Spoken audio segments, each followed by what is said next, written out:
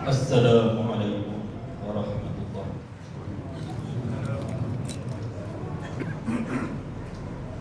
Innal hamdalillah nahmaduhu wa nasta'inuhu wa nasta'dihi wa nastaghfiruh wa na'udzu billahi min shururi anfusina wa min sayyiati a'malina. Man yahdihillahu fala mudilla lahu ومن يضلل فلا هادي له. قال رب اشرح لي صدري ويسر لي امري واحلل عقدة من لساني يفقهوا قولي. Alhamdulillah, pertama sekali kita merahmatkan syukur Hadratillah Subhanahu wa Ta'ala dengan anugerah yang diberi oleh Allah Subhanahu wa Ta'ala kepada kita pada malam ini, dapat sama-sama kita beribadah kepada-Nya. Mudah-mudahan ibadah yang kita kerjakan ini diterima oleh Allah Subhanahu wa Ta'ala. Amin ya rabbal alamin. Qala Rasulullah sallallahu alaihi wasallam, Inna Allah yanzuru laylatal qadr ilal mu'minin min ummati Muhammadin sallallahu alaihi wasallam fayaghfu anhum wa yarhamuhum illa arba'atan mudmina khamrin wa 'aqan liwalidaini wa mushabina wa qati'a rahimin atau kama qala Nabi sallallahu alaihi wasallam. Inna Allah yanzuru, sesungguhnya Allah melihat, Allah menilik. Yanzuru di sini dengan makna Allah memberi. Lailatul Qadri, pada malam Qadar, ilal mu'minin, kepada sekalian orang yang beriman, min ummati Muhammadin sallallahu alaihi wasallam, daripada umat Nabi sallallahu alaihi wasallam. Dalam hadis ini nak menceritakan daripada keistimewaan yang Allah Subhanahu wa Ta'ala beri. Allah Subhanahu wa Ta'ala menganugerahi kepada segala orang yang beriman. Segala orang yang beriman daripada umat Nabi SAW pada malam Qadar, Allah Ta'ala memberi keistimewaan.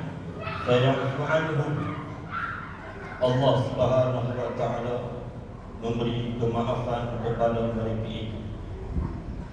Semua umat Nabi SAW daripada kalangan orang yang mukmin, lelaki dan juga perempuan, mendapat kemaafan daripada Allah pada malam Qadar. Kemaafan ini dengan makna penghapusan dosa. Kemaafan dia berbeza dengan keampunan. Kemaafan dengan maksud Allah Subhanahu wa Ta'ala menghapuskan dosa, seperti mana seseorang yang asi itu tiada pernah mengerjakan dosa tersebut.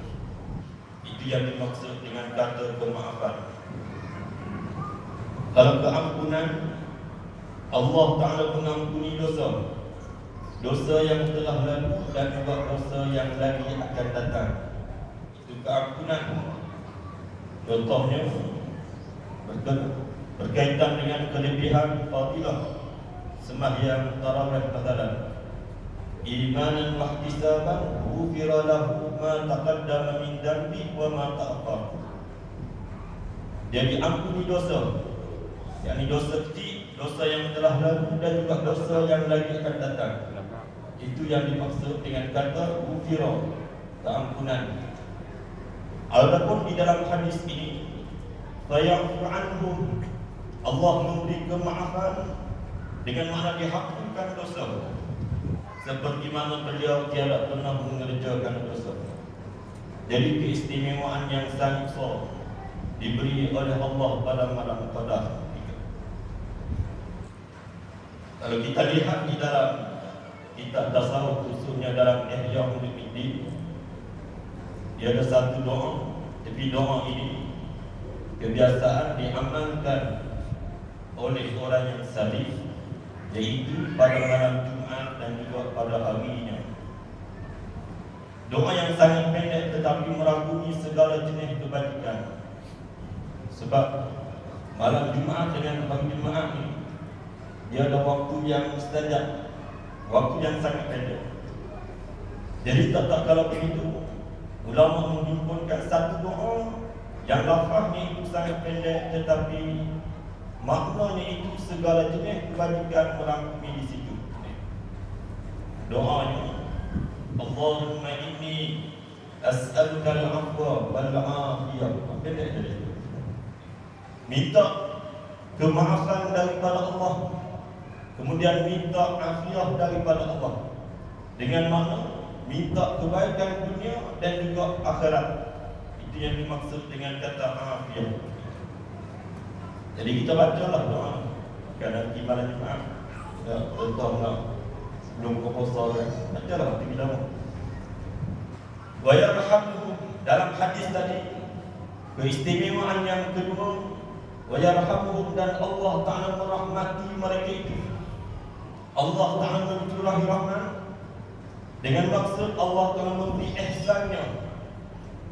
Setengah muhaddisin mengatakan iaitu dengan maksud Allah Ta'ala menerimakan amal ibadah mereka itu daripada ibadah orang yang beriman, daripada umat Nabi sallallahu alaihi wasallam. Itu keistimewaan yang diberi oleh Allah pada malam Qadar, malam Lailatul Qadar. Jadi sekarang ini kita berada di penghujung Ramadan ini. Pukul 5 lah. Jadi hujung Ramadan lah, tidak sikit. Jadi hujung Ramadan ini, harapan kita yang sangat besar supaya Allah telah memberi malam Qadar. Lailatul Qadar khairu min alfi syahrin. Nilaian pahala lebih besar daripada 1000 bulan. Itu nisbah nilaian pahala besar banyak. Kemudian tiada ditaksiskan, yang tiada ditentukan malam Qadar itu berlaku pada malam bila. Di bulan Ramadan, tetapi tiada ditaksiskan malam bila. Itu ada hikmah yang sangat besar. Yang itu tercantum dilihat di dalam kitab tafsir bagi Imam Al-Qurtubi, menghurai daripada surah Al-Qadri. Boleh tengok sana lah sebab saya masa pendek, jadi saya nak hurai tak sempat. Kemudian pada pandangan dalam mazhab kita Asy-Syafi'i, daripada pandangan yang rajih, adakah malam Qadar ini berbeza dengan makna tahun ini berlaku pada malam 21 ke?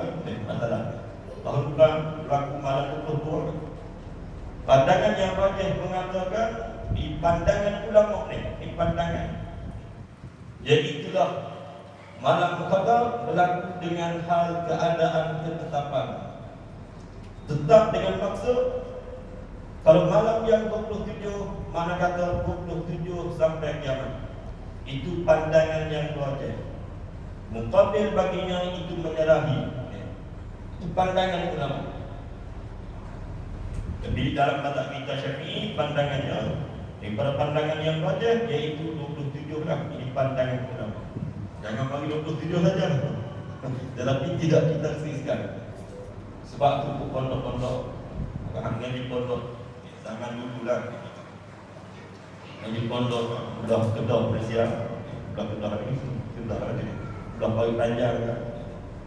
Malam 27 di bawah kotak Quran. Begitu lah. Ambil pada pandangan rajih. Kemudian dalam hadis tadi diistisnakan oleh Nabi SAW, melainkan illa arba'atan, melainkan 4 golongan. Jadi di sini kita kena bertafakur, disuruh kita berfikir. Walaupun tafakur ini kita lakukan dalam bab ni sebelum Ramadan lagi, Tapi tak apalah, kita berada di penghujung Ramadan. Kita bertafakur supaya kita tidak masuk dalam 4 golongan ini. Kalau kita masuk dalam 4 golongan ini, ujilah kita. Itu. Sebab 4 golongan ini dimengeluarkan oleh Nabi SAW, kalangan umat Nabi Muhammad SAW, orang beriman. Allah Ta'ala bagi malam qadar, tetapi keistimewaan daripada kemaafan daripada Allah, rahmat daripada Allah, beliau tiada dapat. Walaupun dengan ibadahnya yang banyak. Contohnya masalah malam tu dia buat ibadah banyak masalah. Tapi boleh yang buat ni memang tak buat ibadah lah. Boleh. Tapi andai kata dia sembahyang tarawih 20 rakaat masalah. Dengan baca Quran, dengan macam-macam ibadah dia buat. Tetapi dia masuk salah satu daripada 4 golongan, Allah Ta'ala tolak mentah-mentahnya ibadahnya. Kemaafan daripada Allah, beliau tiada dapat. Sebab ni tafakur ni penting. Dia ada tafakur yang disuruh, dia ada tafakur yang dilarang. Yang tu kena mengaji kitab tasawuf kan. Ni dalam kitab Minhajul Abidin, kan mengaji dalam kitab tasawuf itu. Mana 4 golongan? Yang pertama, mudminah khamrin, orang yang minum daripada minuman yang memabukkan. Jadi minum khamar ni sama ada dibentuk minuman, ubat-ubatan, daun-daunan, tiada kira. Asalkan itu menyebabkan boleh menghilangkan akal, masuk dalam kata khamrin. Dia tidak bertaubat kepada Allah, walaupun ditakdirkan beliau diberi malam Lailatul Qadar, walaupun ibadahnya yang banyak, dia tidak dapat kemaafan, tidak dapat rahmat daripada Allah Subhanahu wa Ta'ala. Itu yang pertama. Jadi mesti kena bertaubat kepada Allah, bukan menangguh. Ada setengah orang dia tangguh. Sebab apa tadi ni? Tangguh bulan puasa dia tahu. Bulan puasa dah. Dia makna apa puasa dia 3 hari tu. Dia tu tangguh tadi. Dia kena bertaubat dengan cukup syarat. Itu yang pertama. Kemudian yang kedua, wa'aqan liwalidaini, orang yang menderhakai akan kedua orang tuanya. Orang yang derhaka kepada mak ayahnya. Jadi yang pertama tadi mungkin kita tak tahu. Yang kedua ni, yang kedua ni ada. Derhaka ni mudah tu. Tak kira lah nisbah cakapan, kelakuan, perbuatan ke, yang menyebabkan hati mak ayah sakit lah.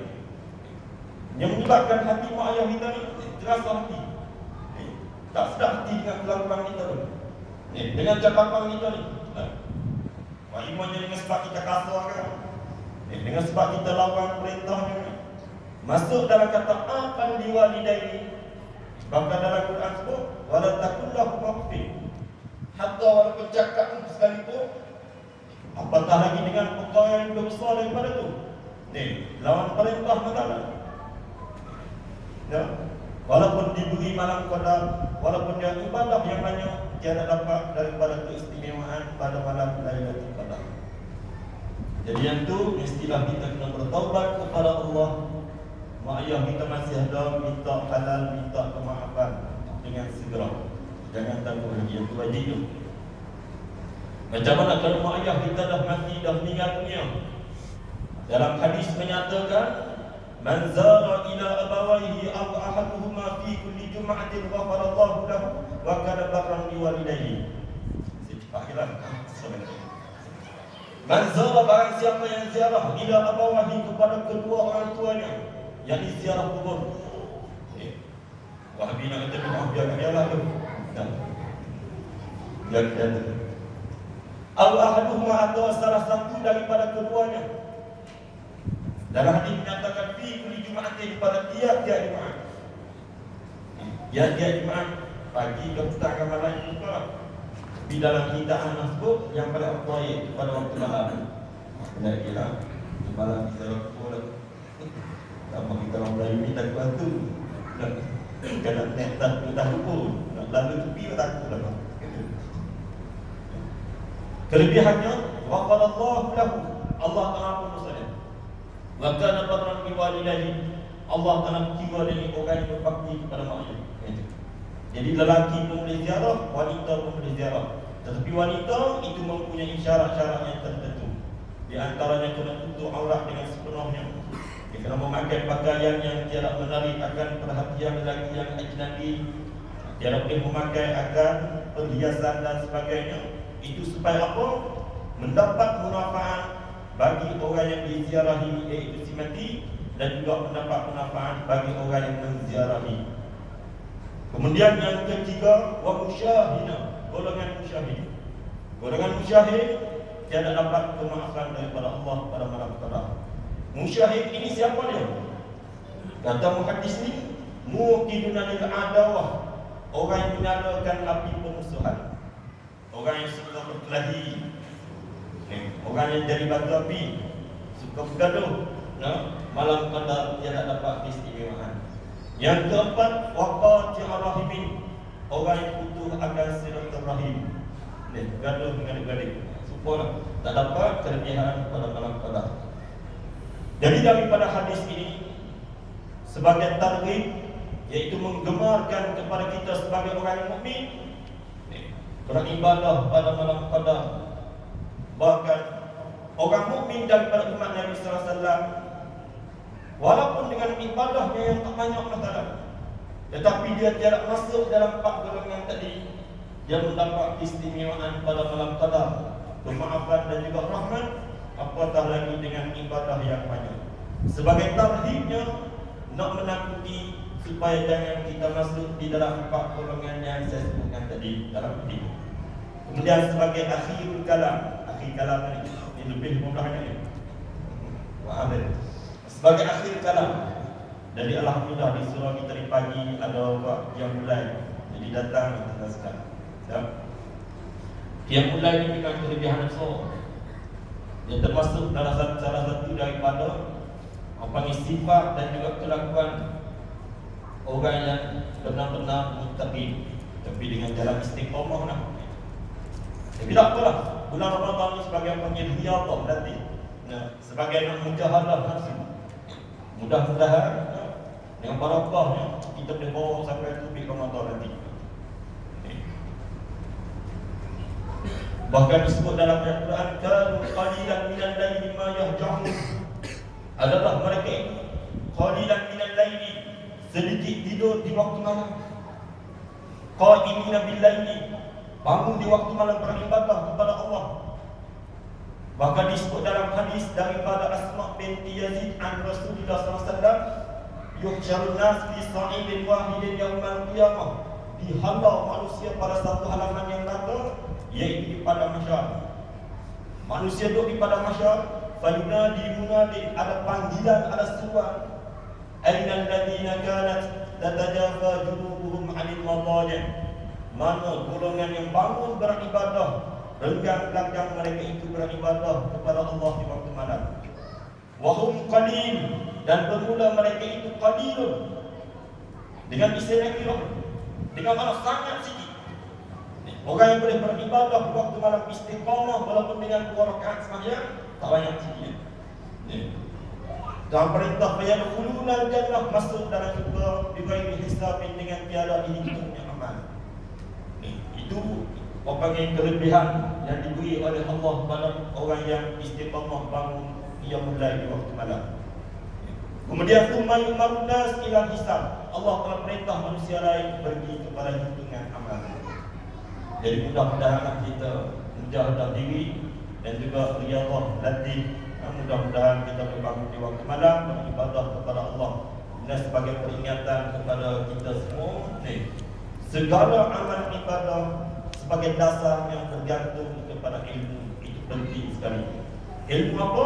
Iaitulah tauhid fardhu ain, fiqh fardhu ain, tasawuf fardhu ain. Yang ini sebagai dasar di dalam menjalani beribadah kepada Allah Subhanahu wa taala. Kalau lihat dalam Minhajul Abidin itu, sebelum nak naik kepada Aqabah yang kedua, iaitu Aqabatul Taubah, kena langkah Aqabatul Ula, iaitu Aqabatul Ilmi, Aqabah menuntut ilmu. Itu penting, insya-Allah. Jadi sekadar itu dulu sebagai tazkirah peringatan untuk diri saya sendiri pada malam ini dan juga kepada tuan-tuan puan sekalian. Mudah-mudahan memberi manfaat kepada kita semua. Aku qawli hadza wa astaghfirullahalazim li wa lakum. Wassalamualaikum warahmatullahi wabarakatuh.